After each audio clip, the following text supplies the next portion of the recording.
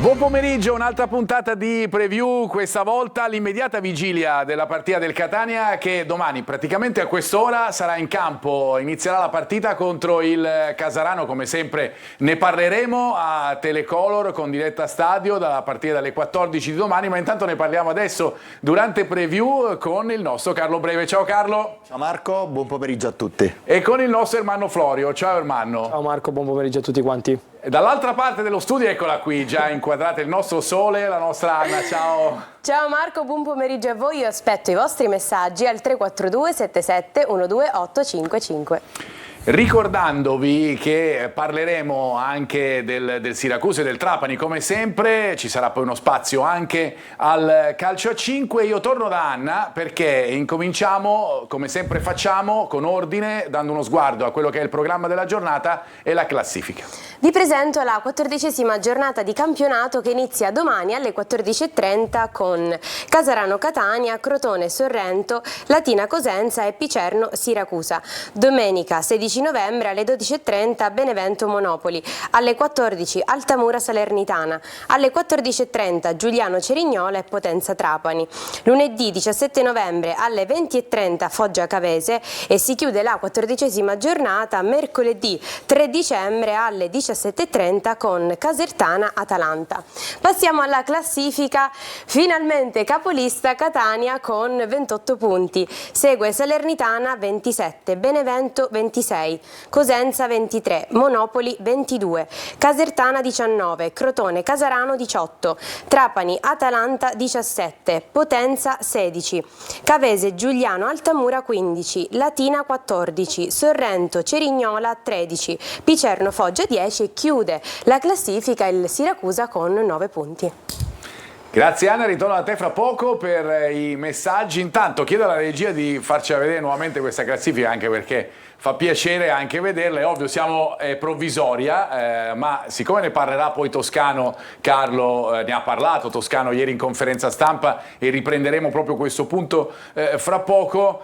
È sicuramente stata una settimana bella da vivere a Catania, l'abbiamo visto anche ad esempio con i giocatori rossazzurri che sono stati accolti all'entusiasmo dei tifosi quando si sono presentati per appunto firmare autografi ed altro. È chiaro che è passato un terzo quasi di campionato e quindi la classifica sta esprimendo esattamente il momento attuale del campionato. Il Catania è in grandissima condizione psicofisica, meritatamente in testa, le altre stanno un tantino affannando, tranne magari in risalita il Cosenza che si sta candidando come quarta squadra e quarta inseguitrice. E del Cosenza chiaramente a Catania sanno qualcosa perché è stata, fra parentesi, anche l'ultima sconfitta dei rossazzurri nel loro cammino che poi li ha portati fino alla vetta della graduatoria. Andiamo ad ascoltare Toscano. Ieri nel tardo pomeriggio la conferenza stampa, noi abbiamo fatto 3 estratti. Il primo è legato al gruppo. Toscano ne ha sempre parlato, ma ultimamente ci sono stati anche dei fatti che hanno testimoniato più di tante parole che in effetti si sta formando un bel gruppo in casa Catania. Sentiamo Toscano. È quello che ti porta poi a stare bene insieme quando crei l'ambiente giusto, sereno, a prescindere dal risultato, dalla classifica, non ti scalfisce niente, come non ci ha scalfito un periodo che magari i risultati non erano come volevamo. Non ci ha scalfito niente, abbiamo continuato a lavorare. Questo deve essere alla base di tutto. Quando c'hai un gruppo e un ambiente tranquillo e sereno e consapevole soprattutto, e oggi l'ambiente, la squadra è consapevole di quello che ha costruito, le cose poi vengono da sole. L'unico comune denominatore è la cultura del lavoro e il gruppo che si crea, l'alchimia, il feeling che si crea col club, con lo staff, con l'ambiente, sono quelle le cose che ti portano ad arrivare fino in fondo giocando di qualcosa di importante.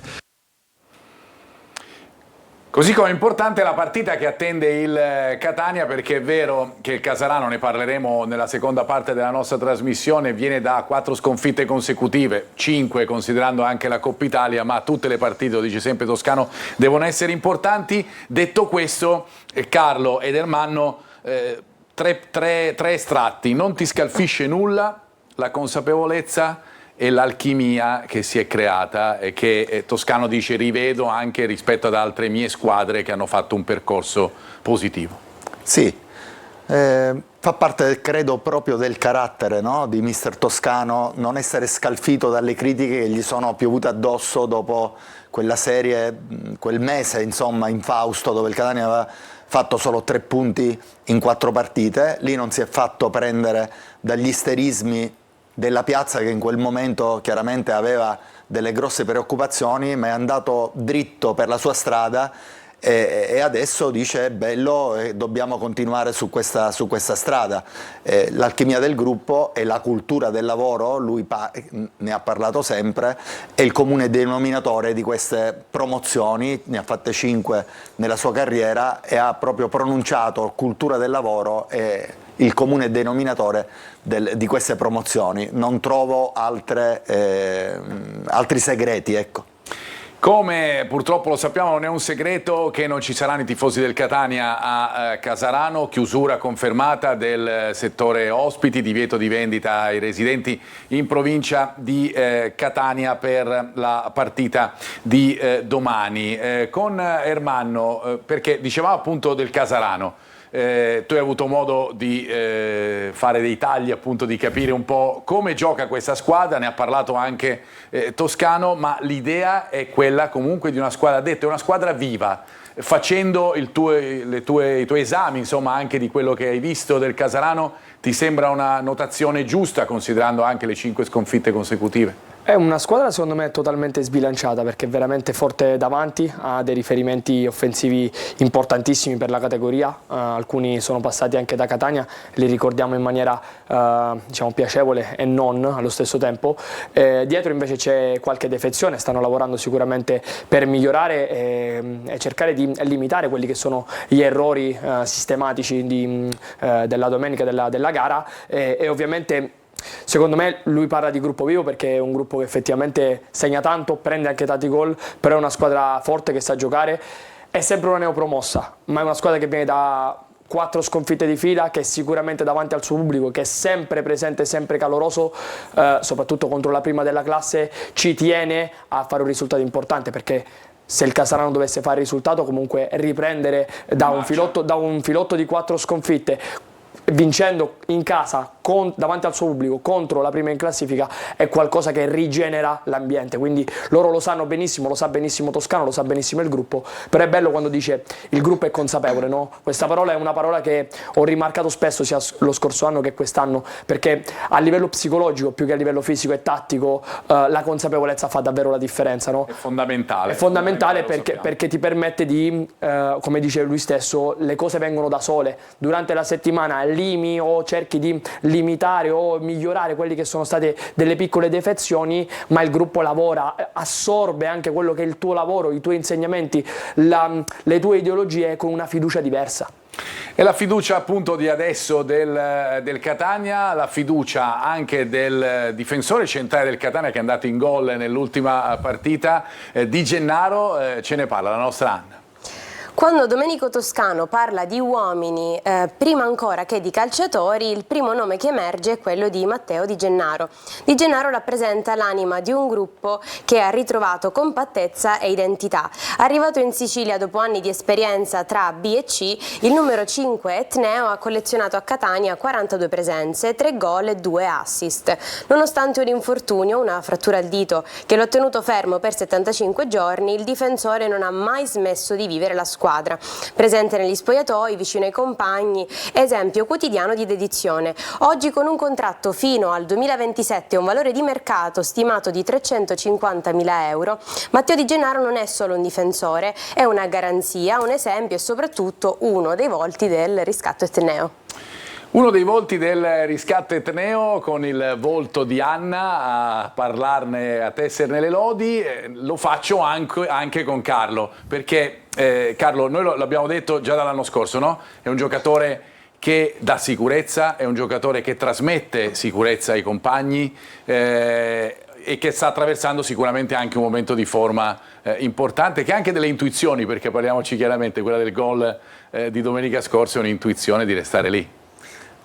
Sai, quello che mi trasmette Di Gennaro, in gergo si dice, è un giocatore che gioca con la sigaretta in bocca, cioè che veramente in questa categoria gli sta veramente stretta. Un giocatore sicuramente un difensore forte, soprattutto con caratteristiche strutturali, dove le punte strutturate lui le marca facili, fa un po' di più fatica con gli attaccanti guizzanti e driblomani. Però un giocatore sicuramente vincente, l'ha dimostrato in Lega Pro, ha vinto diversi campionati e che ora sta avendo un rendimento costantissimo rispetto all'anno scorso. Forse ha sbagliato solo la partita di Cosenza, ritengo. Numero 15 Di Gennaro, il giocatore che appunto ha realizzato il gol che ha aperto la strada, lo vediamo adesso appunto nelle nostre immagini, che ha aperto la strada al successo dei rossazzurri contro l'Altamura. È un giocatore che chiaramente è affidabile e dà anche delle garanzie per il futuro del Catania. Io volevo andare da Anna perché volevo sentire alcuni messaggi da casa e poi torneremo ancora a sentire Toscano. Ho già le prime domande, quindi iniziamo con una domanda per Carlo e Marco. Può secondo voi Rolfini avere chance di partire dall'inizio e più utile a partita in corso? Marco, ma ci sono presidenti a Casarano? Complimenti per la trasmissione. Una domanda per Marco e Carlo. Di Gennaro è il giocatore più importante al centro, ma secondo voi non manca un'alternativa? E ancora, ha ragione Toscano, il Casarano è una squadra che crea, ma il Catania è la più forte e lo sarà anche contro Malcore e Chiricò. Intanto notiamo che cambia l'atteggiamento anche dei tifosi, c'era qualche messaggio, fino a qualche mese fa, qualche settimana fa, c'era qualche messaggio un po' più diciamo titubante, pessimistico rispetto al Catania. Adesso il primato ha fatto bene anche all'ambiente, certamente che si è stretto attorno ai rossazzurri già dalle partite del mese scorso. Le domande, Rolfini? All'inizio la vedo dura. Sì. Partita in corso, è un classico giocatore che riesce a cambiarti la partita, ma tutte le volte infatti che è entrato ha dato un ottimo apporto, un ottimo contributo. Di Gennaro ci possono essere delle alternative per lui? Sappiamo che Martic era la prima alternativa, è infortunato, credo che Quaini, nel caso male auguratamente potrebbe avere qualche indisposizione, sicuramente Quaini può ricoprire lo stesso ruolo. Fra parentesi, con grande affidabilità. Io vi dico anche che sul mercato a gennaio il Catania potrebbe andare proprio su qualcuno del reparto, poi ovviamente c'è da fare tutti gli aggiustamenti nella lista, però c'è un'opzione per il Catania proprio di andare in riferimento proprio a questo ruolo coperto da Di Gennaro per dare un'alternativa. A proposito di alternative, Toscano parla dopo il primato del Catania, dice: come abbiamo vissuto questa settimana? È stata per Toscano una settimana normale, dirà, adesso lo sentiamo e anche sentiamo cosa pensa di questa classifica che, come abbiamo visto all'inizio della nostra trasmissione, vede il Catania, lo sapete tutti, in testa alla graduatoria. Sentiamo. Ho fatto una settimana come tutte le altre, come è giusto che sia, perché se oggi occupi quella posizione perché hai lavorato per arrivare in quella posizione. Arrivarci, non dico che è facile, però ci puoi arrivare. Il rimanerci è la cosa che è più importante. Quindi noi dobbiamo continuare a lavorare come stiamo facendo per dare continuità alla nostra crescita, perché vedo la squadra che cresce settimana dopo settimana, giorno dopo giorno, sotto tutti i punti di vista. Noi pensiamo a noi stessi, gli avversari avranno le loro problematiche, noi dobbiamo continuare a guardare a noi stessi, non gli avversari, non la classifica, perché la classifica oggi attuale è stato il lavoro costante dentro e fuori dal campo che ti ha portato a occupare quella posizione. Carlo, so che ti hanno colpito queste frasi di Toscano. Le avevo già ascoltate e proprio questo secondo me è l'essenza del carattere di Toscano e ti fa capire perché ha vinto 5 campionati. Non è facile arrivare al primo posto dopo 12-13 giornate, ma è più difficile rimanerci. Certo. Sarà un martello dentro lo spogliatoio, non si sente appagato, ma vuole e pretende che la squadra rimanga sul pezzo e ti fa capire, questa dichiarazione ti fa capire perché Toscano ha vinto 5 campionati. Chi sa vincere in queste affermazioni fa la differenza.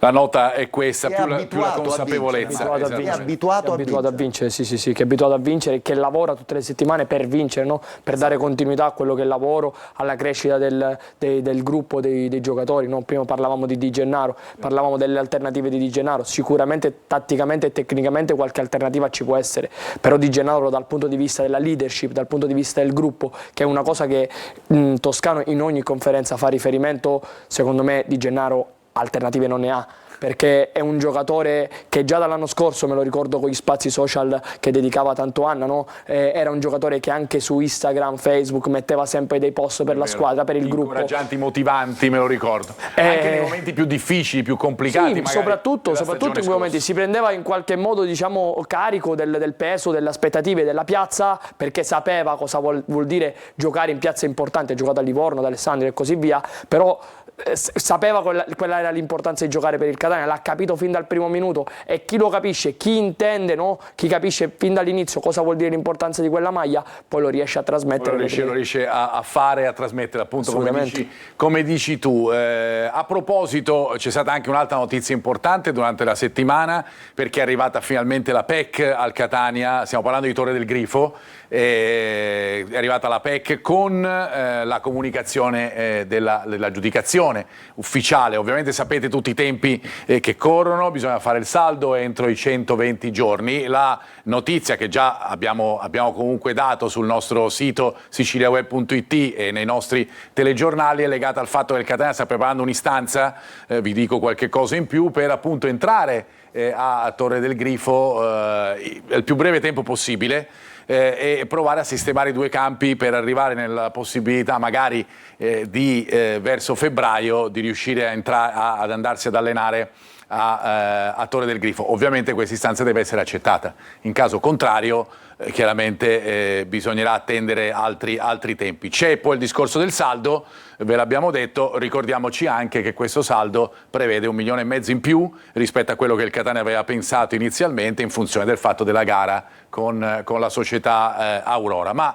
il dato è appunto questo, il tentativo che il Catania farà tramite questa istanza di andare subito a metter mano ai due campi in erba, che vediamo adesso, fra parentesi, in queste bellissime immagini registrate da Angelo Pandolfo, che ci trasmette la nostra regia, per dare appunto la possibilità alla squadra di allenarsi nel più breve tempo possibile in quella che è la casa del Catania, l'abbiamo detto più volte. E allora torniamo a sentire invece Toscano, perché chiudiamo il cerchio, perché abbiamo parlato delle alternative, no? Ermanno, parlavamo prima dell'alternativa, esiste a Di Gennaro, non esiste, eccetera, e Toscano si sofferma spesso, l'ha fatto tante volte anche i nostri microfoni, sull'importanza delle alternative che il Catania ha in panchina. Lui dice sempre: l'importante è mettere dentro i 16 giocatori migliori perché il Catania possa vincere, non dice mai gli 11. Questo tema lo ribadisce in questa parte della conferenza stampa di ieri. Sentiamo.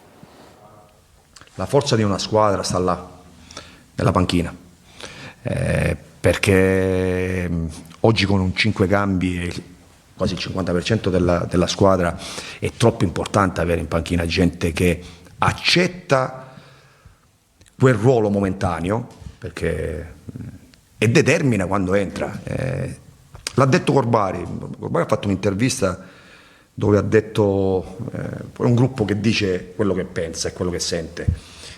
Quando c'hai un gruppo del genere, che chi è in panchina accetta il momento e si trova pronto, il momento giusto, che dà il suo contributo, ed è già un pezzo avanti della strada.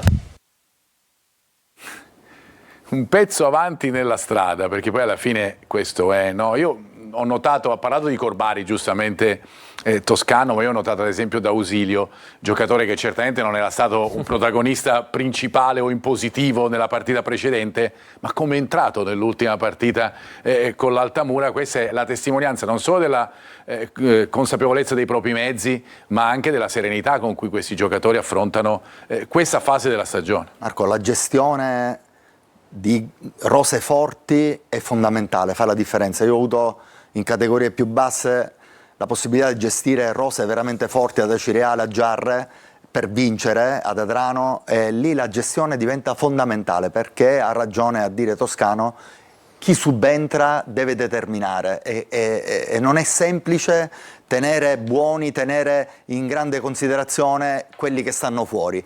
Devi essere bravo, devi essere capace, devi essere coerente, fargli capire con coerenza che loro sono importanti tanto quanto quelli che entrano dall'inizio e giocano dall'inizio. In questo Toscano finora è stato bravo a gestire le risorse. È stato capace, e ovviamente anche l'esperienza, come dicevate voi prima, di un allenatore che sa come si vince e sta trasmettendo alla squadra, composta da giocatori che in larga parte sanno anche loro come si arriva magari a un risultato importante, come si fa.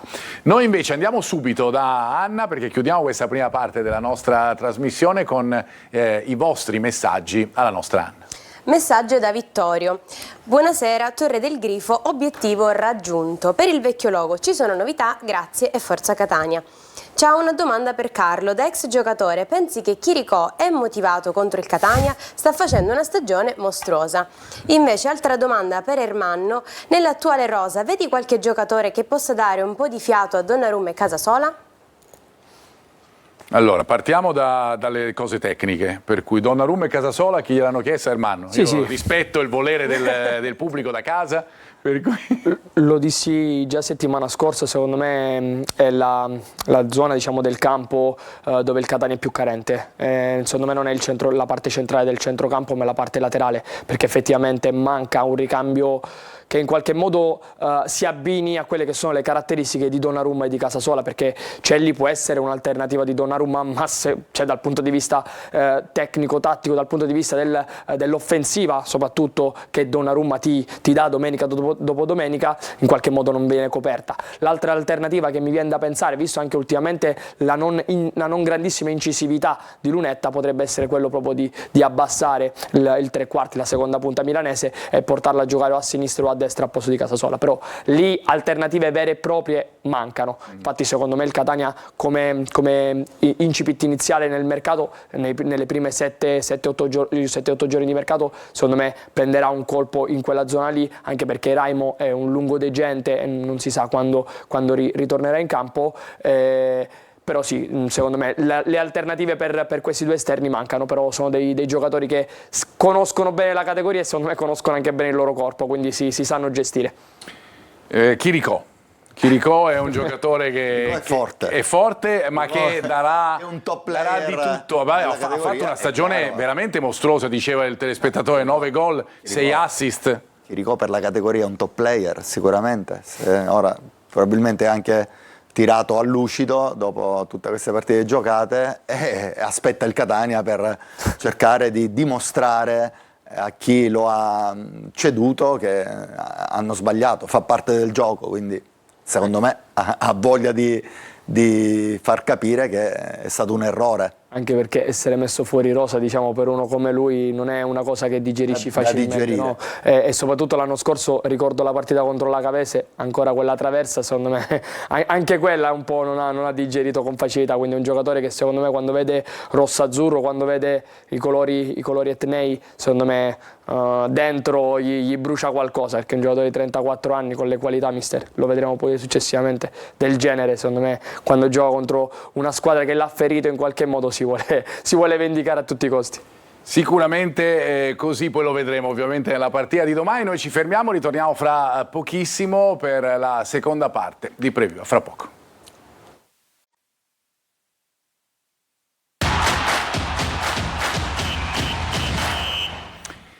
Seconda parte della nostra preview, andiamo a concentrarci dopo tutte le anticipazioni della prima parte, abbiamo riascoltato anche Toscano, abbiamo letto i vostri messaggi, lo faremo anche ovviamente durante tutta la durata della nostra trasmissione, ma andiamo a fare un po' il punto sull'avversario che il Catania troverà fra meno di 24 ore allo stadio di Casarano. Vado subito da Ermanno perché hai messo insieme nei primi due tagli, nelle prime due clip, sia l'aspetto del non possesso del Casarano che quello del Catania nella fase di sviluppo per quanto riguarda soprattutto la squadra pugliese. Sì, sviluppo soprattutto nella zona mediana del campo, nella zona centrale, dove diciamo in qualche modo i centrocampisti devono cercare di trasformare quella che è un'azione difensiva da un'azione offensiva. Lì secondo me nelle ultime 4 giornate il Casarano ha subito qualcosa, sicuramente per l'assenza di Maiello che dovrebbe tornare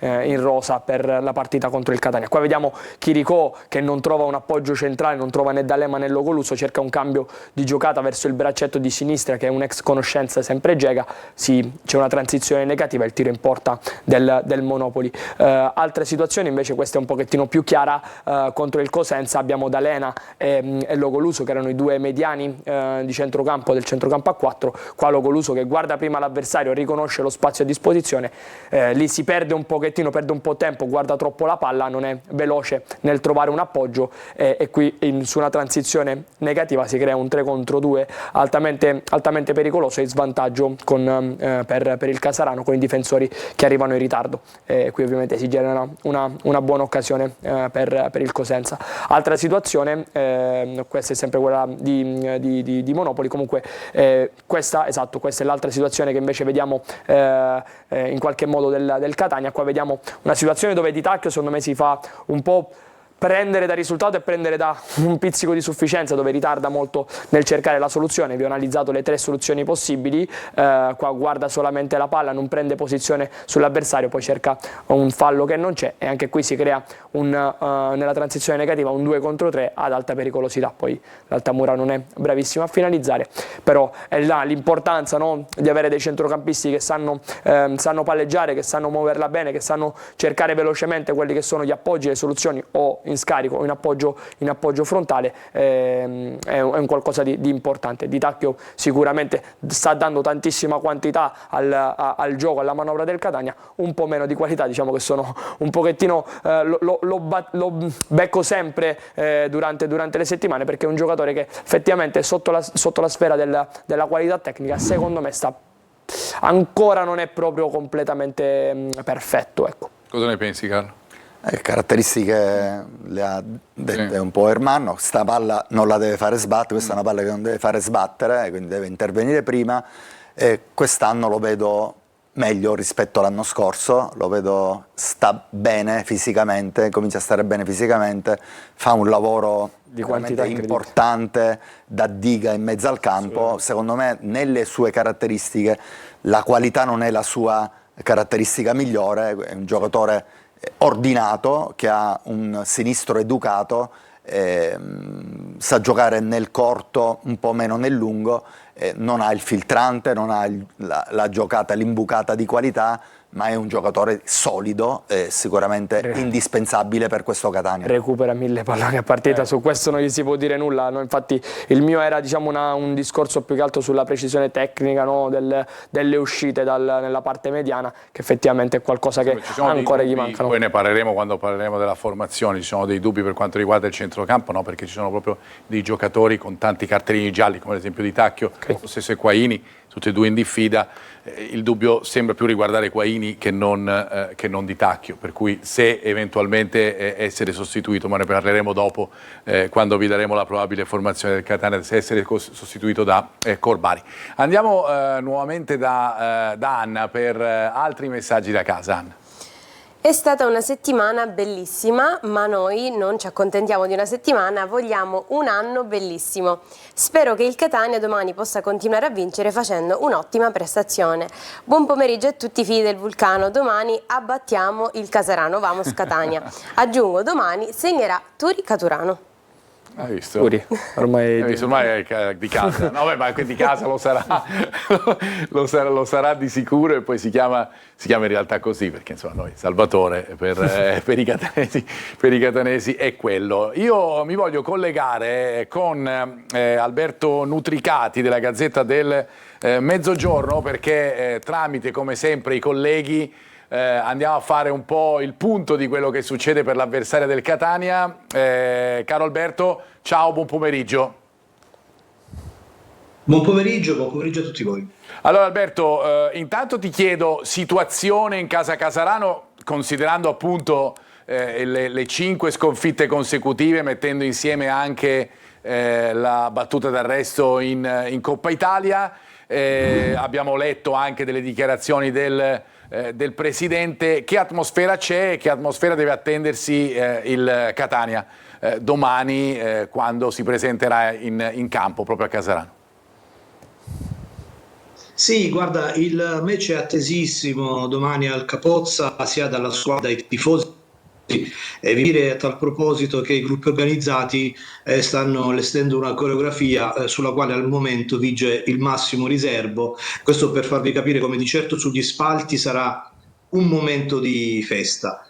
Per quanto riguarda il calcio giocato, il Casarano, come giustamente dicevi, sta attraversando un periodo critico dopo il bellissimo esordio in Serie C, ben al di là di ogni più rosea aspettativa, e in questo momento i rossazzurri salentini sono alle prese con un momento decisamente negativo, e del resto i numeri parlano chiaro: 4 sconfitte nelle ultime 4 giornate di campionato, 13 gol subiti, 3 realizzati, peraltro le sconfitte consecutive poi salgono a 5 se si conta anche quella di Coppa Italia.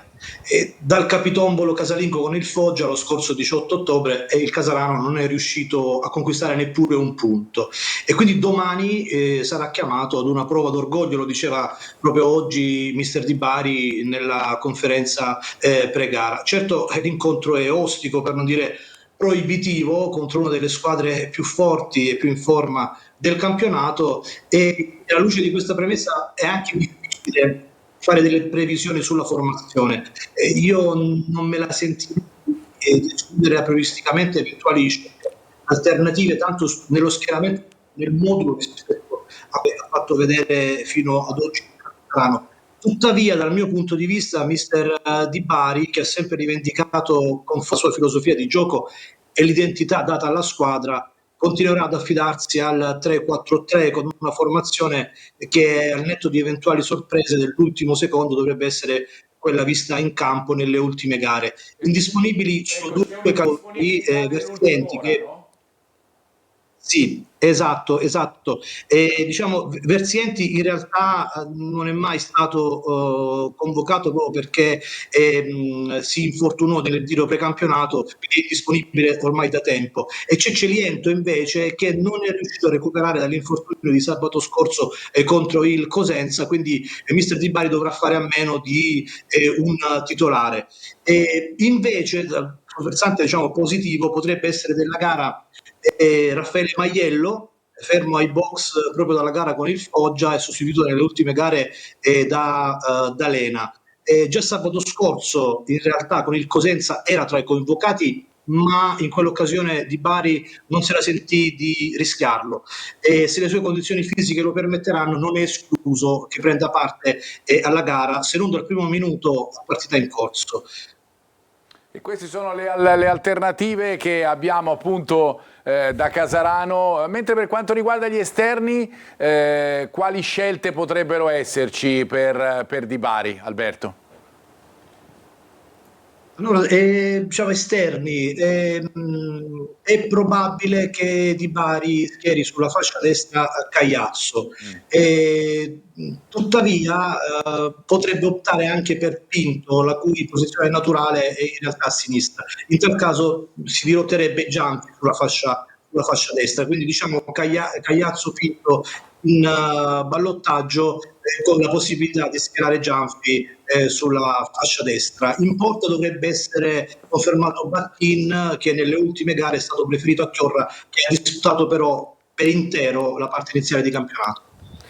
Grazie Alberto, alla prossima e buon lavoro domani, ci vedremo probabilmente a Casarano allo stadio per la partita di domani pomeriggio. Grazie ad Alberto Nutricati della Gazzetta del Mezzogiorno. Allora, io volevo ritornare da Ermanno perché abbiamo fatto appunto un esame sulla situazione per lo sviluppo della manovra. Adesso mettiamole un po' di fronte le due squadre, partendo dall'aspetto difensivo del Casarano, che soffre un po' i lanci, diciamo, i lanci lunghi, la palla oltre la linea. Sì, questa palla oltre la linea diciamo che la leggono male o la leggono in ritardo. Qua vediamo proprio col Monopoli dove il Casarano sta vincendo 1-0, poi da questa situazione cambia totalmente il match. Vediamo questa palla sopra la linea che è una palla comunque, cioè si vedeva che il calciatore, il difensore avversario stava lanciando, quindi lì sia Lulic, Gega o Barone,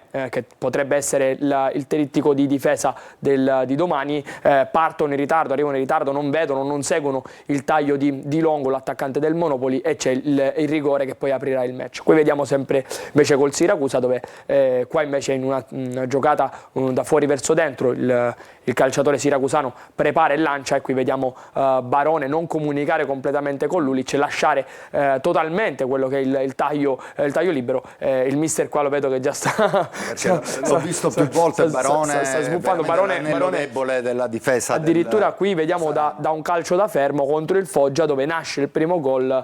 Qui c'è taglio dell'esterno verso l'interno del campo. C'è da dire che qui c'era Celiento fuori e quindi in qualche modo si era abbassato Millico, che non è proprio un difensore, nella linea dei tre, però anche qui c'è imprecisioni costanti e soprattutto ritardi, no, nella comunicazione, ritardi nello scappare, ritardi nel muoversi. Mister, l'assenza di Celiento sarà un'assenza pesante, secondo me andrà a mettere Gianfi nel ruolo di braccetto destro, quindi metterà Cagliazzo. Potrebbe essere una la soluzione più logica. Diciamo che Barone, 19enne, classe 2006, scuola Lazio, non ha mai fatto veramente professionisti e secondo me sta pagando molto questa sua inesperienza. In una fase di formazione, quindi non è pronto per la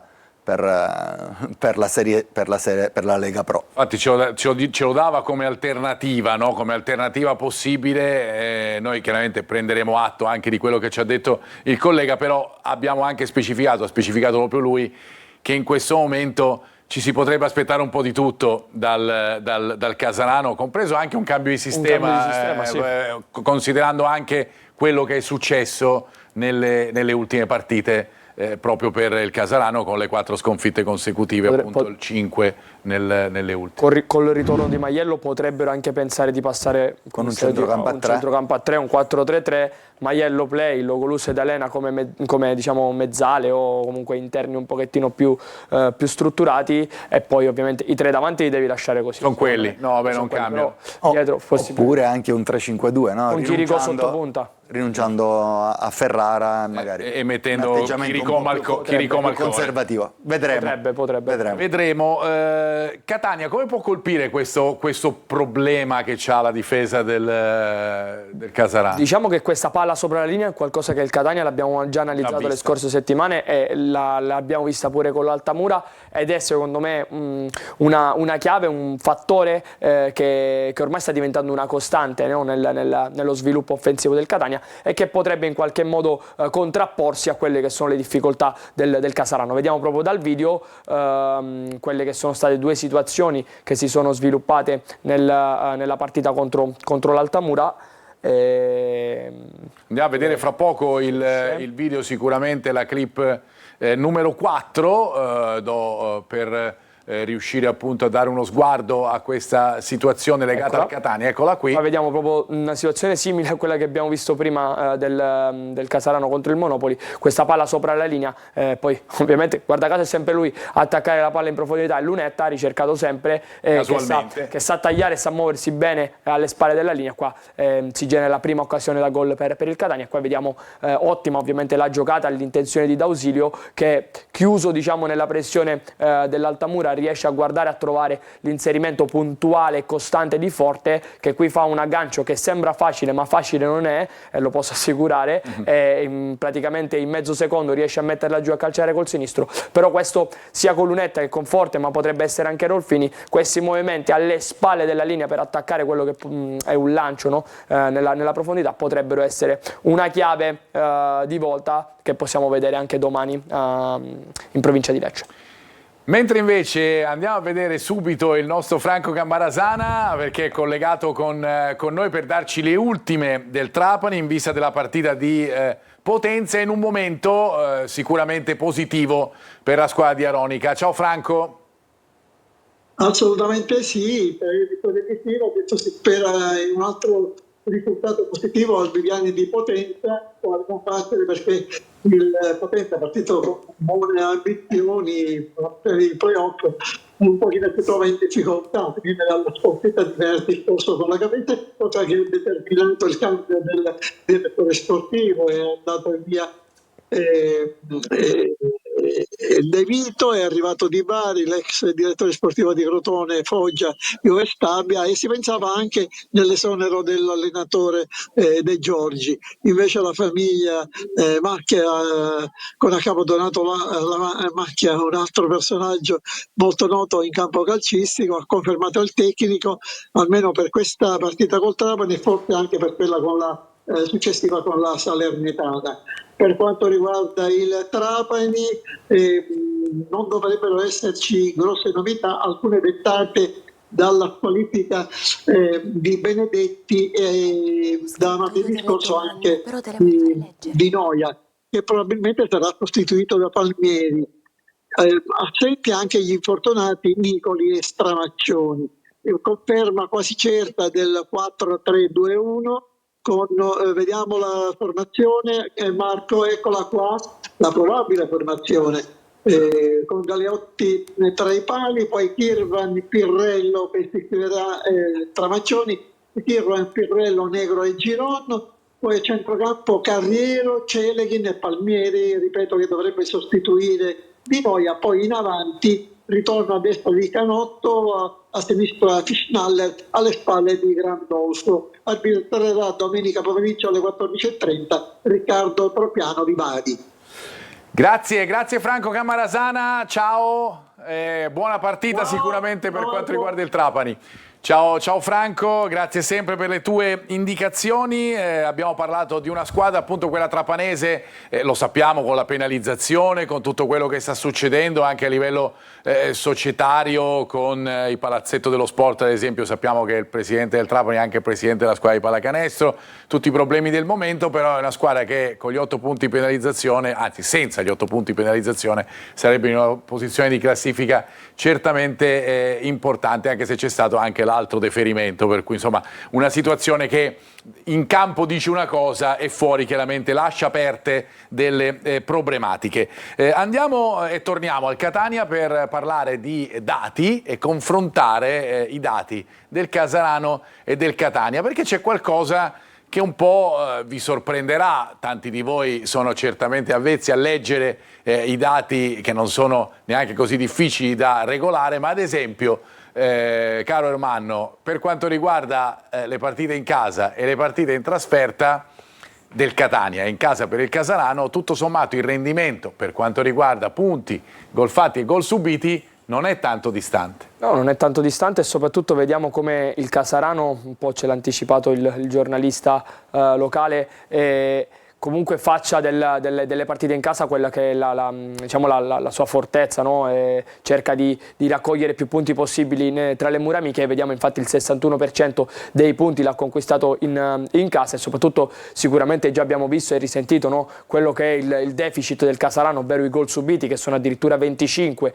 in questo inizio di campionato, però solamente 7, quindi il 28% di questi 25 gol subiti sono stati subiti in in casa, quindi è una squadra che prende tanti gol al di fuori della propria provincia e ne prende pochi invece quando si trova nel campo amico, mentre il Catania all'opposto vediamo che gli unici gol subiti l'ha subiti in trasferta, di cui 4 di questi 7 in una partita unica, ovvero quella di Cosenza. Non fa così tanti gol fuori casa, ne ha fatti solamente 8 che sono il 32% rispetto ai 25 totali, e i punti anche sono, diciamo, non sono pochi, ok, però sicuramente non sono uguali rispetto a quelli che sono i punti conquistati in casa. Ovviamente c'è da dire che già da queste piccole grafiche vediamo le differenze, no, tra il Casarano e il Catania, e si va a esaltare quello che ho detto all'inizio, no? Del discorso dello disequilibrio, certo, del Casarano. È una squadra che segna tanto, 22 gol non sono pochi, il Catania ne ha fatti 25, però è una squadra che subisce tantissimo, vedi 25 gol subiti rispetto ai 7 del Catania. No, l'importanza, Toscano dice molte volte è importante non prendere gol, è importante avere una difesa solida, una difesa compatta, che sono, diciamo, i suoi marchi di fabbrica, che in questo caso gli stanno dando ragione. Però vediamo anche lì la grande differenza tra il Casarano e il Catania sta nel valore di mercato. Il Casarano che ha, non ti dico del tutto, ma ha confermato buona parte di quella che era la rosa che aveva lo scorso anno in Serie D, quindi 3,8 milioni di euro il valore di mercato del Casarano, il Catania naviga sui 7,4.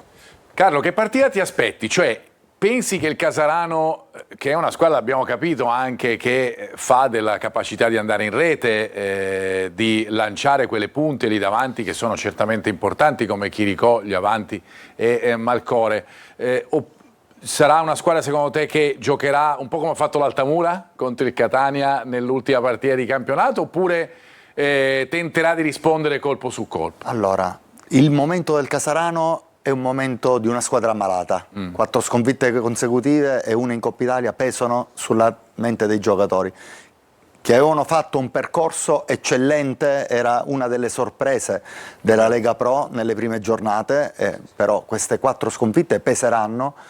Secondo me il Catania deve partire forte per colpire al più presto una squadra che potrebbe risentire psicologicamente e potrebbe crollare alle prime difficoltà. Però è una partita da prendere con le pinze, perché se dai coraggio, il Casarano è una squadra che ha nel suo organico giocatori che possono farti male, non solo Chiricò, ma mi riferisco a Cagliazzo, a Malcore, giocatori forti, giocatori di categoria che potrebbero, con le loro caratteristiche, mettere in difficoltà il Catania. Qualcuno lo vedremo fra poco nei tagli di Ermanno. Intanto io torno da Anna per altre domande da casa. Anna. Chiedo ai tecnici studio, chi prenderà in consegna Chiricò, Di Gennaro o Pieraccini? Chi verrà schierato inizialmente, Forte o Caturano? Si sottovaluta troppo Stoppa da un po' di mesi, a mio parere. Meriterebbe più spazio di Jimenez, a maggior ragione data la sua indecisione di rinnovare col Catania. Per Carlo ed Ermanno il messicano, Catania ha mostrato difficoltà nel pressing alto nelle ultime gare. Vedremo un approccio più compatto oppure si tenterà di recuperare palla nella metà campo avversaria?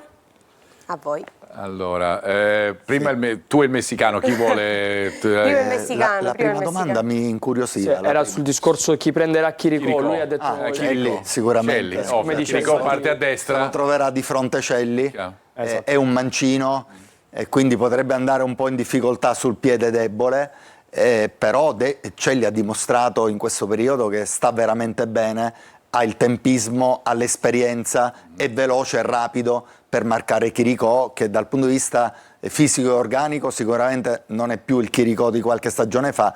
Dal punto di vista tecnico, se gli lasci lo spazio, trova la giocata e può metterti in grande difficoltà. Nello spazio stretto pericoloso, sa muoversi bene proprio in quei 5-6 metri nei primi appoggi, è devastante. Però Celli, e aggiungerei con aiuto di Donnarumma, che non è qualcosa da poco, perché quella coppia lì, una chiude l'esterno, una chiude l'interno, secondo me creeranno una piccola gabbia, mentre Di Gennaro a uomo su Malcore e a livello strutturale quell'attaccante che dicevi tu, lui che piace, può marcare tranquillamente senza grandissime difficoltà. Forte Caturano, aspettate circa una mezz'oretta, ve lo diciamo alla fine della trasmissione, con la probabile formazione del Catania, chi ci sarà fra Forte e Caturano nell'attacco dei rossazzurri. Per Jimenez, si dà meno spazio ai Jimenez, è comunque adesso un'alternativa anche in mediana, lo sappiamo, perché è un giocatore che può giocare pure lì. Devo dire che Stop ha avuto delle opportunità importanti, è stato Ecco, messo Stop e dall'inizio, mi ricordo in una trasferta, mi sembra a Cerignola, se non mi sbaglio, in una delle trasferte comunque è partito da titolare e non ha fatto benissimo, non ha inciso per come ci si aspettava. Deve aspettare di avere un'altra opportunità per incidere, perché lo Stop dell'anno scorso è stato un giocatore sicuramente tra i più positivi lì davanti. Jimenez finora è stato utilizzato nelle ultime partite un po' così col contagocce, deve secondo me anche lui dare qualcosina in più, speriamo che si risolva più presto la questione contratto. Se incide non lo sappiamo, sappiamo per certo. Secondo me incide. Sì, può essere che incida, sappiamo, è una nostra valutazione chiaramente, sappiamo per certo che l'offerta del Catania fino al 2028 con una parte anche con una parte fissa, poi ci sono delle parti magari che sono ad obiettivo, però poi chiaramente è ovvio, sarà al giocatore con i suoi... Se dovesse firmare, secondo me, rivedremo mentalmente lo stesso giocatore dell'anno scorso, sì, rigenerato. Fra parentesi ha partecipato anche lui alla trasferta di Madrid, ad esempio, è stato lui a postare le foto, un giocatore pienamente integrato nel gruppo, lo sappiamo, e delle sue qualità sappiamo anche. Andiamo a parlare un po'... No, Ermanno, stavi dicendo una cosa su Jimenez? Stop e Jimenez stanno trovando meno spazio perché effettivamente dall'altra parte? Cioè, D'Ausilio quando entra, se fa quelle prestazioni di domenica scorsa, è difficile poi da non far entrare un giocatore. L'anno scorso ha vinto il campionato con l'Avellino e sappiamo, lo stiamo vedendo domenica dopo domenica. Mi risulta che D'Ausilio negli allenamenti di questa settimana è stato provato anche come alternativa lì davanti fin dall'inizio, anche questo vi diciamo poi dopo. Sì, allora perché Cicerelli per il momento di forma di adesso è difficile da togliere, penso sia impossibile toglierlo. Lunetta per soprattutto il lavoro sporco che fa è difficile da togliere, secondo me anche lì i posti sono quelli, sono due, loro sono tanti e quindi è difficile farli ruotare tutti, però mi riferisco a quello che aveva detto prima Toscano. Tenere pronti, tenere alta la concentrazione di tutti, soprattutto di chi sta in panchina, è fondamentale in un campionato così lungo. Andiamo a guardare la scheda dell'allenatore del Casarano, che fra parentesi è l'allenatore che ha portato anche la squadra pugliese alla promozione l'anno scorso. Vito Di Bari, è stato tante volte nelle giovanili proprio del Bari, ha guidato in Lega Pro la Fidelissandria, esperienze tutte pugliesi, l'Under 17 poi del Bari, e poi è arrivata a Casarano l'anno scorso con la promozione appunto in Serie D, e ora probabilmente il primo momento difficile e complicato della sua strada pugliese. Mentre per quanto riguarda il giocatore più rappresentativo, quello che noi chiamiamo il faro, non potevamo che scegliere un giocatore che chiaramente qui a Catania conoscono tutti, che è Chiricò. Vedremo fra poco la sua scheda, Cosimo Chiricò, che vabbè, possiamo anche parlarne senza la scheda perché è talmente noto Chiricò ai tifosi del Catania. Ricordiamo anche quello che ha fatto, possiamo appunto mandare, eccola qui grazie alla nostra regia, Brindisino 1991, tantissime esperienze in Serie C e soprattutto tante promozioni anche nei vari gironi della serie C. Ha un record in questo senso Chiricò, 9 gol in questa stagione, anche 6 assist, 6 reti in 33 presenze con il Catania quando è stato in rossazzurro, però certamente un giocatore che fa la differenza e di cui parliamo, Ermanno, insieme a un altro ragazzo, perché Carlo ce ne parlava prima. Cagliazzo è un giocatore che può mettere in difficoltà il Catania perché è di grande spinta, è un giocatore che ha gamba, come si dice in questo caso, e che tu ci puoi fare vedere e fare conoscere ancora meglio. Qua vediamo alcuni spunti, no? Ho raccolto 3 clip, più che altro per analizzare quelle che sono le qualità fisiche un centometrista di questo giocatore che è strutturato veramente per fare i 100 metri e più. Qui ha un passo impressionante, c'è da vedere come la sua velocità con palla, con senza palla cambia poco, la distanza dei due avversari che lo inseguono praticamente si riduce, ma veramente di poco. Tecnicamente ancora è un po' non proprio pulitissimo, però anche lì c'è sicuramente tempo per lavorare, un 2004, quindi è al primo anno tra i professionisti perché ha sempre giocato in Serie D, quindi è un giocatore che però per quelle che sono le sue qualità, per quello che sta facendo vedere quest'anno, vedi qua anche nell'1 contro 1 nello stretto, quando butta, diciamo, quella palla avanti e va con la sua corsa è difficile da fermare. Qui invece è l'emblema proprio chiara di questo giocatore, qua isola l'1 contro 1 esterno, invece di andare sul suo piede forte entra dentro il campo, non lo fa in maniera pulitissima come lo vedremo fare dopo a Chirico, però vedi, qui si rende conto che ha preso posizione sull'avversario e ha spazio, si infila, si butta in mezzo a 4 avversari, ma quando sposta la palla con quella velocità e quell'arroganza, diciamo che è anche difficile. perché sembra non arrivarci, poi magari un po'... No, e poi ci arriva sempre. È un giocatore dalla leva lunga, un giocatore che sia sui primi appoggi che sulla corsa lanciata è difficile da prendere. Già l'avevamo visto quando abbiamo analizzato la Salernitana, il mister l'aveva proprio detto che ne avrebbe voluto parlare, perché quando, con la partita proprio con la Salernitana a Anastasio non gli fece capire nulla, gli tagliava alle spalle davanti, è stato, diciamo, uno dei uomini più pericolosi ed è un giocatore effettivamente dalla pericolosità importante. Sono i giocatori che ti saltano subito all'occhio perché sono giocatori a cui puoi insegnare la tecnica e la tattica, quindi quando si vedono questi giocatori con queste capacità fisiche li prendiamo subito, no? Perché hanno... quella cosa non gliela puoi insegnare, la velocità non gliela puoi, o ce l'hanno, guardiamo il DNA, o guardiamo Lunetta che cosa ha fatto per il Catania in questa parte iniziale. Sono doti naturali e non gliele puoi insegnare, la tattica e la tecnica migliorano, ma avere quella straripante velocità e forza fisica è sicuramente un quid in più che hanno questo genere di calciatori. A proposito di tattica e tecnica, ci fai vedere, Ermanno, qualcosa di Chirico di questa stagione, perché chiaramente i tifosi del Catania lo ricordano nei suoi alti, qualche picco meraviglioso come il gol di Caserta da centrocampo, lo ricordiamo tutti, alcuni bassi. Qui a Catania quest'anno di bassi mi sembra che ce ne sono stati pochissimi, no? Nessuno. Praticamente nessuno. Ha fatto più gol a Casarano in queste prime partite che nelle 43 presenze con la maglia Tenea. Qui vediamo bravissimo a smarcarsi alle spalle della pressione avversaria, in pochissimo riesce a guardare, a capire come muoversi e dove andare a giocare, gioca una palla quasi a un tocco per ricercare lo scarico, vedi, si cerca tanto con Malcore, capisce che quello spazio è chiuso, esegue una mezzaluna opposta. Qua poi, secondo me, gente che capisce il calcio, che vede il calcio con questa qualità, per forza deve avere la 10, perché una fantasia del genere ultimamente non si vede.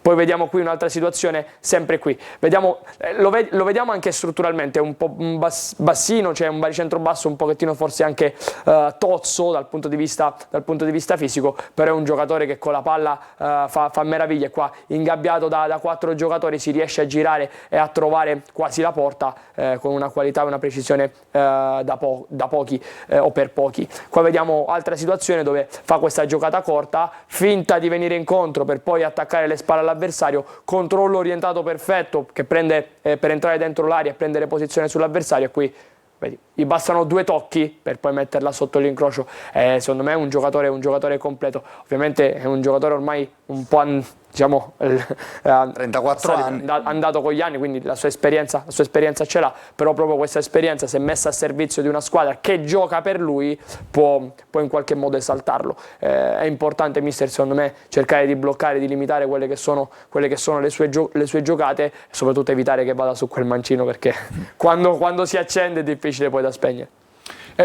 Questo è fuori di discussione quando si parla di Chirico. Hai fatto bene a ricordare, Ermanno, 43 non 33 come abbiamo detto in precedenza, le presenze con il Catania. Ritorniamo da Anna, chiudiamo questa parte con i vostri messaggi.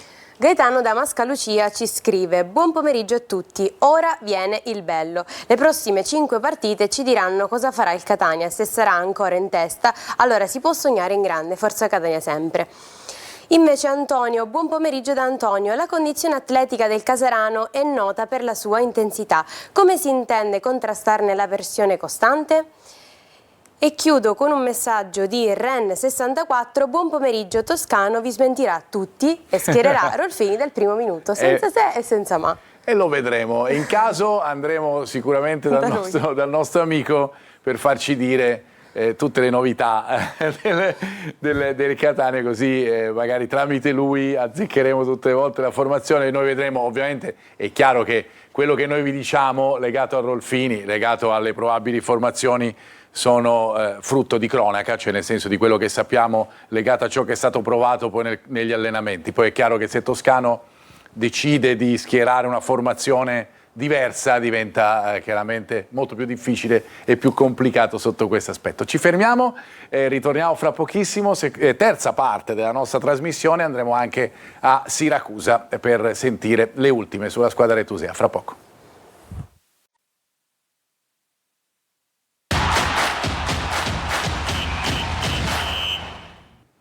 Ancora in studio per la terza parte della nostra trasmissione, fra poco andremo a Siracusa. Intanto io ritorno dal nostro Ermanno per andare a vedere la situazione invece sulle palle inattive, perché è quella che analizziamo spesso e volentieri durante le nostre trasmissioni, perché ormai lo sappiamo, nel calcio non si inventa tanto e anzi ci si inventa spesso qualcosa proprio sulle palle inattive per riuscire a trovare, a cogliere di sorpresa gli avversari. Allora vediamo che cosa subisce il Casarano e come il Catania può invece sfruttare le sue qualità. Diciamo che un altro alert difensivo del Casarano sono proprio i cross, comunque le giocate aeree. Qua vediamo contro il Monopoli questo cross con bravissimo qua Volpe ad anticipare e prendere posizione su Lulic, però Lulic che non è proprio un difensore puro, perché è un giocatore che nasce come centrocampista centrale, che viene riadattato come centrale di difesa, si fa anticipare e si fa cogliere alla sprovvista, e qui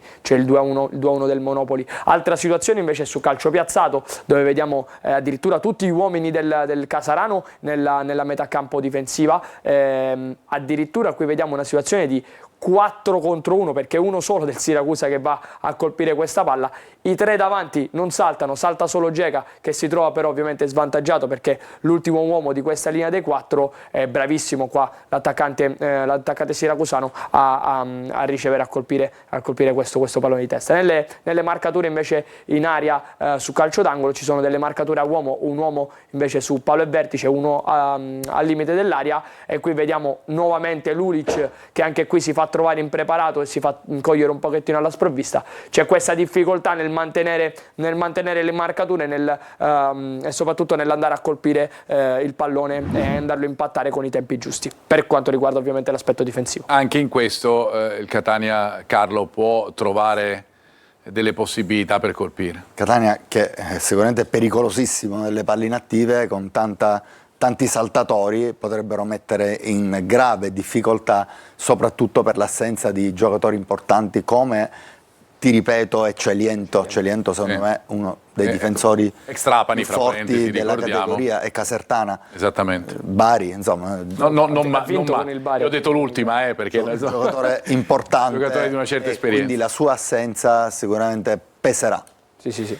A proposito, diceva Carlo appunto Ermanno di un Catania che sa colpire, l'ha dimostrato anche nelle ultime occasioni, no? Sì, per esempio il primo gol nasce da una zona, da un cross, ovviamente non era un cross su calcio piazzato, che vedremo qui, è un cross su azione, però vedi il Catania che parte qui con uno schieramento di 2 giocatori oltre la linea, quindi in fuorigioco, che poi creano, diciamo, quello che potrebbe essere un simil blocco, ok? Qualche volta poi ci sono finiti in fuorigioco i giocatori del Catania nel primo tempo. Soprattutto nel primo tempo, infatti ha annullato il gol a Casasola, però vediamo bene Lunetta attaccare questa zona del primo palo e centrare la porta. Secondo me la giocata andava fatta sul secondo palo con l'inserimento di Di Gennaro.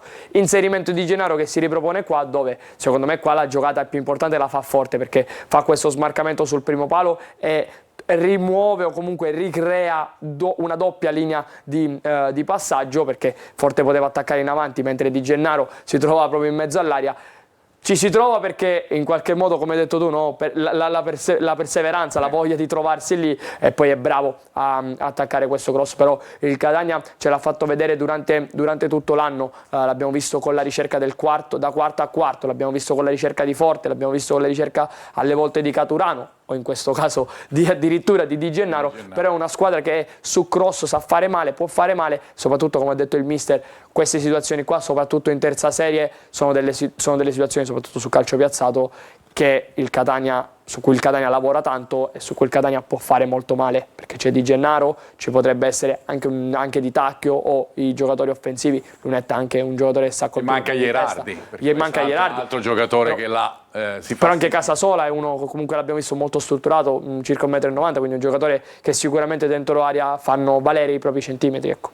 Andiamo a vedere le ultime partite, anzi gli ultimi risultati del Casarano, poi andremo a Siracusa dal collega Marco Petrolito. Vi faccio vedere, di solito ne mettiamo 5, questa volta ne abbiamo messi 6, poi per darvi l'idea dell'ultimo successo del Casarano, che era in campionato contro il Cerignola, un 3-0 abbastanza netto in casa, e poi la sequenza appunto di queste ultime 5 sconfitte consecutive, la 0-2 con il Foggia, il 4-1 di Siracusa, per cui Marco fra poco ci potrà anche dare dettagli sul Casarano volendo, ma al di là di questo la sconfitta poi in Coppa Italia a Cerignola 2-1, e le ultime 2 sconfitte certamente pesanti, in casa contro il Monopoli 1-3 e a Cosenza con il punteggio di 4-1. Il totale però, visto l'ottimo avvio di campionato, fa 18 punti in classifica con 5 vittorie, 3 pareggi e 5 sconfitte, praticamente le ultime 4 le ha fatte di fila, per cui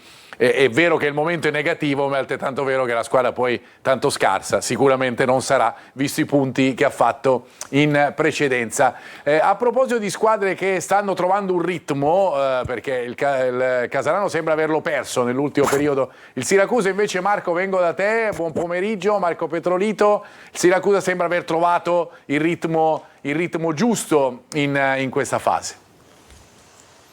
Sì, Marco, buon pomeriggio, ben ritrovati. È una sfida a salvezza quella del Siracusa, è importantissima, quella in programma sabato pomeriggio a Picerno. Squadra, quella azzurra, che come dicevi è reduce da 2 successi nelle ultime 3 partite, dunque ecco, è sicuramente in ripresa, anche se la gara di Picerno rappresenta un po' una prova del 9, una gara che dirà molto sul Siracusa e soprattutto al Siracusa di Marco Verati, che sarà di scena Donato Curcio contro una formazione lucana che proprio la settimana scorsa tra l'altro aveva subito una rimonta contro un'altra siciliana DC al provinciale di Trapani per 2-1. Una squadra, quella rossoblu, guidata da Valerio Bertotto, che non vince ormai da fine settembre, 2-1 con il Foggia, e che non vive certamente un buon momento di forma, così come del resto il Casarano, che qui ha perso in maniera netta. Siracusa che invece, come ricordavi, è apparso proprio nelle recenti uscite in netta ripresa, e che dunque dopo 2 vittorie appunto nelle ultime 3 partite farà il possibile per provare a portare via i 3 punti anche da un campo che comunque non è per nulla facile, considerata la classifica delle 2 squadre che sono distanziate di una sola lunghezza, rispettivamente si trovano all'ultimo e al penultimo posto in classifica. Non ci saranno tifosi del Siracusa, no Marco? No, la trasferta è stata vietata e dunque Siracusa non potrà contare sui suoi tifosi, anche se ultimamente diciamo c'è stata qualche mugugno, qualche contestazione da parte di alcune frange della tifoseria organizzata, che comunque hanno visto la reazione della squadra, l'hanno sostenuta, l'hanno applaudita dopo l'ultima bellissima vittoria tra l'altro con il Latina. Dunque il momento sembra, quello più difficile, ecco, sembra essere alle spalle, ma la squadra è chiamata sempre a delle nuove conferme, anche perché la situazione di classifica, come ti dicevo, e soprattutto la partenza d'handicap degli azzurri ha ancora un certo peso e inevitabilmente lo avrà per tutta la stagione. L'ultimo posto è ancora lì per il Siracusa e lo sappiamo. Probabile formazione, Marco? Sì, per gli azzurri sono certe le assenze di Sciapole e Gudelevicius, che saranno impegnati con l'Under 21 lituana, ma anche del terzino Puzzone e di Capanni, che è uno degli accercati dell'ultima ora. Dunque rimane qualche piccola chance di partire quantomeno dalla panchina per l'esterno di Paolo, con il consueto 4-2-3-1 della squadra azzurra, che vede delle scelte quasi obbligate per Turati, che vedrà Farroni tra i pali con Zanini e Cancellieri sugli esterni, in difesa con al centro Bonacchi e Pacciardi, mediana con Candiano e Limonelli, mentre Frisen dovrebbe farcela e giocare sin dall'inizio insieme a Guadagni e Valente sulle 3 quarti, con l'unico terminale offensivo che rimarrà l'argentino Juan Molina. E questa è la probabile del Siracusa per la partita di domani, praticamente in contemporanea con il Catania, stesso orario, quasi stessa regione, ma non è così perché una in Basilicata e l'altra in Puglia. Grazie Marco, buon pomeriggio. Grazie a voi, un saluto e alla prossima.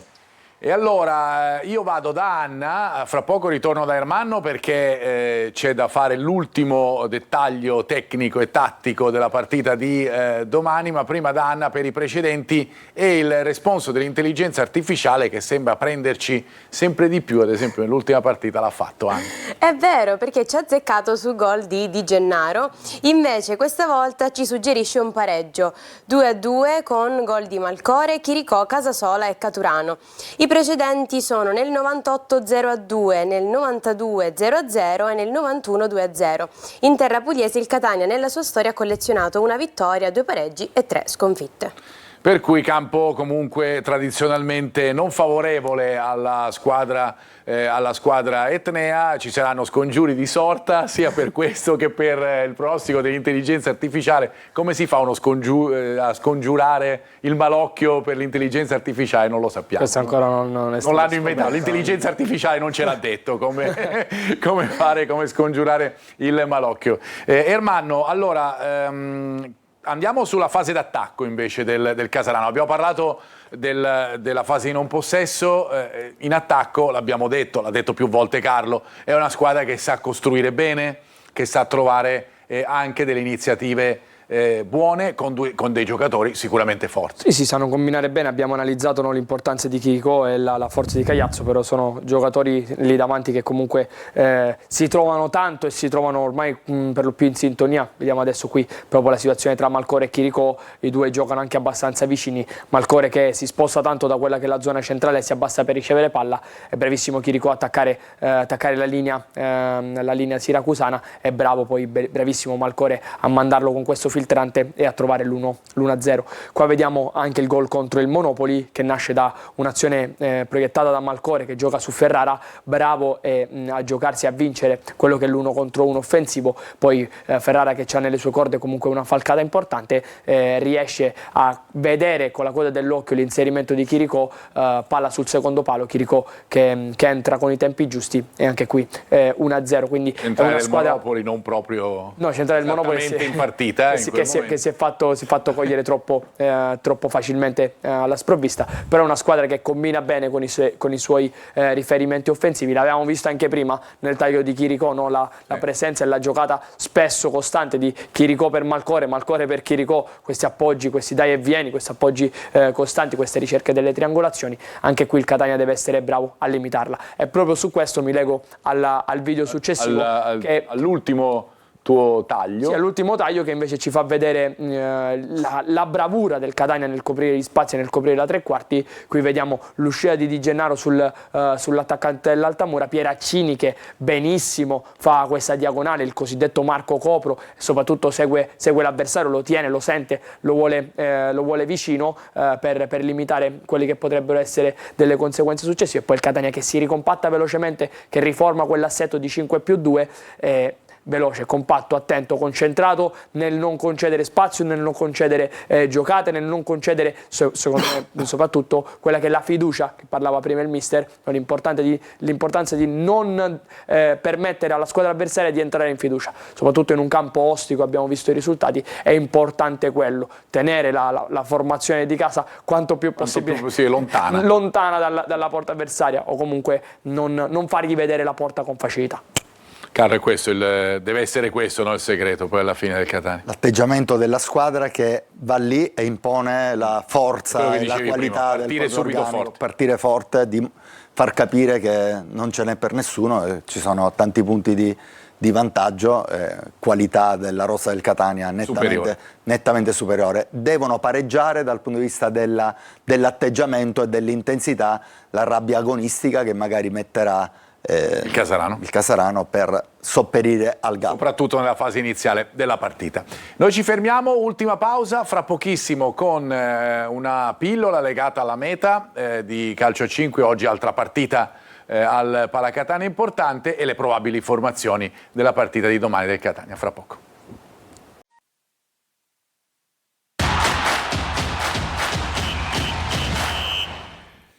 Ultima parte della nostra preview, parliamo di calcio a 5 perché oggi c'è Mantova che gioca contro la Meta Catania alle 20:30 al Pala Catania, spettacolo assicurato per la squadra campione d'Italia che è tornata in testa alla classifica perché ha giocato benissimo, ha vinto contro Eboli e dunque è in testa alla graduatoria, dopo lo ricordiamo gli scudetti vinti negli ultimi anni e chiaramente nonostante quello che è successo in Champions con quella beffa di quella qualificazione mancata semplicemente per un cartellino giallo, sta facendo vedere dappertutto, su tutti i campi, il valore. Ne parla anche Leo Brunelli, pivot della Meta Catania, che sentiamo.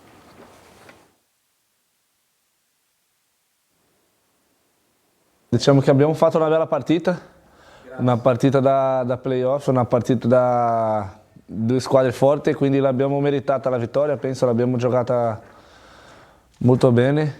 Adesso siamo al primo posto e dobbiamo continuare con questo atteggiamento. Penso che adesso stiamo migliorando, penso che in gruppo stiamo molto meglio perché dall'inizio tanto tempo non abbiamo avuto tutti i giocatori per il fatto delle nazionali, quindi adesso che siamo in tutti stiamo migliorando molto di più.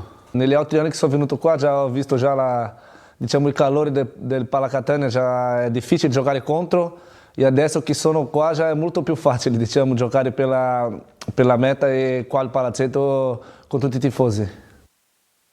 E certo, con i tifosi rossazzurri che sostengono la squadra, io dico sempre, vedere lo scudetto sulle maglie rossazzurre è una cosa bellissima e dobbiamo rendercene conto. Andiamo nuovamente da Anna perché sono gli ultimi messaggi da casa. Anna. Arrivano pareri contrastanti tra i nostri messaggi perché Orazio ci scrive: buon pomeriggio allo studio, ricordiamoci che il Caserano in casa ha vinto contro il Benevento per 2-0, ha fermato la Salernitana sull'1-1, da non prendere sotto gamba sicuramente. Invece Ren64, che oggi è molto attivo, ci scrive: rispetto a tutte le vostre dinamiche tattiche, ma a mio avviso è il Caserano che dovrà avere paura del Catania. Va bene, ma infatti noi abbiamo fatto vedere anche perché potrebbe avere paura del Catania il Caserano. Abbiamo anche detto chiaramente che la squadra di Di Bari è una squadra che ha fatto male nell'ultimo periodo di campionato, ma molto bene anche in avvio di stagione, per cui giustamente i telespettatori lo dicono e lo diciamo anche noi, ricordiamoci di questo dato che è certamente significativo. A proposito, un telespettatore mi chiedeva del logo, si sta formulando chiaramente l'offerta per quanto riguarda il vecchio logo del Catania, chiaramente si è dato spazio soprattutto a Torre del Grifo, si attendono chiaramente novità in questo senso, le attendiamo anche noi, mi era mancata la risposta a questa domanda poco fa. Andiamo a vedere la probabile. Prima del Caserano ci rifacciamo un po' a quello che ci aveva detto il collega Combarone a destra, ma come Carlo ci diceva c'è anche l'opzione Gianfi lì sulla destra e con Pinto a sinistra per quanto riguarda i quattro lì. Poi abbiamo messo Maiello, ma c'è anche D'Alena, lo sappiamo, per il Caserano. Come diceva Ermanno poco fa, Chirico, Ferrara e Marcore non si cambia a meno che il Caserano non modifichi atteggiamento tattico, e allora a quel punto chiaramente ci potrebbe stare anche una disposizione diversa anche con i due davanti. Andiamo a vedere la probabile del Catania. Vi dicevo di alcuni ballottaggi in settimana. Uno dovrebbe averlo vinto Corbari in mezzo al campo con Quaini, dunque dovrebbe giocare Corbari con Di Tacchio, Donnarumma e Casasola ai lati. Confermatissima la difesa con Pieraccini sulla destra, Celli a sinistra che aspetta Chiricò, Dini Di Gennaro porta e centrale di difesa. In attacco è stato provato, ve l'ho detto, D'Ausilio. Anche qui ballottaggio fra i due, stiamo parlando Lunetta o D'Ausilio. Dovrebbe spuntare la Lunetta, ma chiaramente su questo c'è la possibilità che si possa avere anche delle soluzioni diverse nella giornata di domani. Caturano dovrebbe essere la scelta lì davanti, confermato e non forte all'inizio per la partita di Caserano. Ci mancano solo gli arbitri, perché mi fanno segno alla regia che dobbiamo salutare, perché c'è un monitor davanti a me, c'è una manina che fa così, per cui fra poco vi saluteremo, manca solo le direzioni arbitrali, eccola qua. Allora l'arbitro lo faccio citare a Carlo, È facile, Auguri, vedi? No, vedi? È abbastanza facile.